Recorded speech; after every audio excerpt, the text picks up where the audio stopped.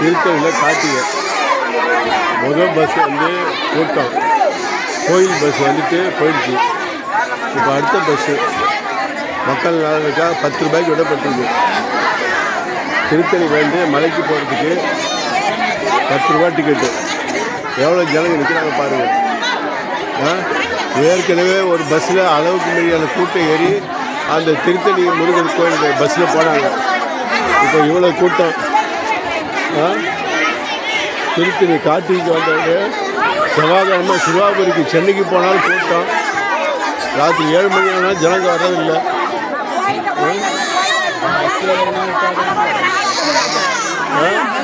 ஏற்கனவே 2 பஸ்ஸை வர நிறுத்தி, அங்கே ஒரு பஸ்ஸு, அங்கே ஒரு பஸ்ஸு, 2 பஸ்ஸு நிறுத்தி வச்சுக்கிட்டு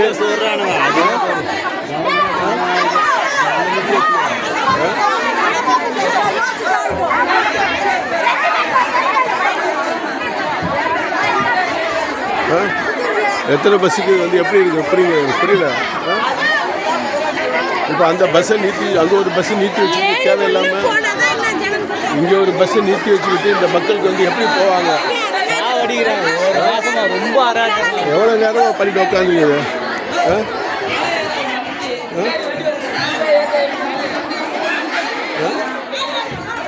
என்ன ஏற்கனவே ஒரு பஸ்ஸு பண்ணி இது மாதிரி தான் போச்சு. இப்போ 2வது பஸ்ஸு இன்னைக்கு கார்த்திகை 5/5/2025 இது எப்படி போகிறது? இதில் வந்து வாலிபமானவங்கெல்லாம் போகாமல் நிற்கிறாங்க. வயசானவங்க தான் முண்டி அடிச்சுக்கிட்டு போய் ஏறுறாங்க.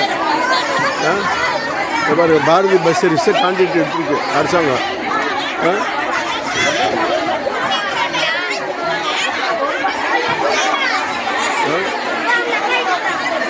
கார்த்திகை 5/3/2025 ராத்திரினா 6:30 7 மணி.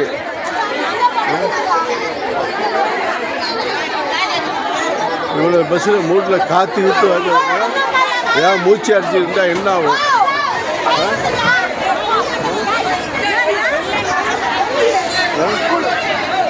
அது வந்து கை பட்டும் கொஞ்சம் என்ன ஒரு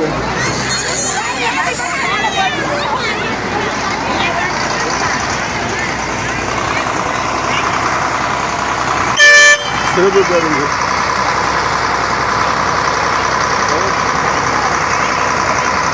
பாரதி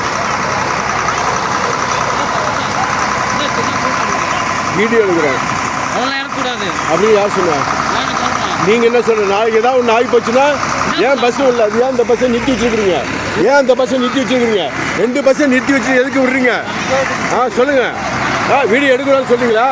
நான் ரிப்போர்ட்டரு.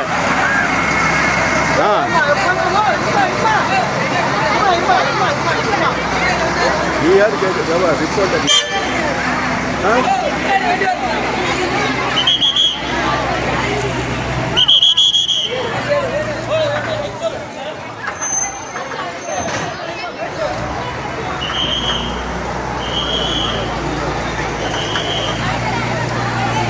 இதுமாரி போனால் என்ன ஆகுது?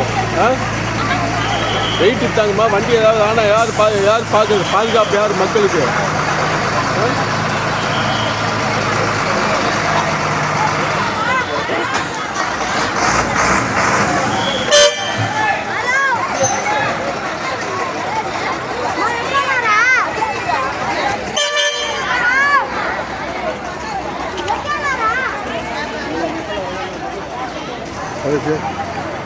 என்ன போச்சு?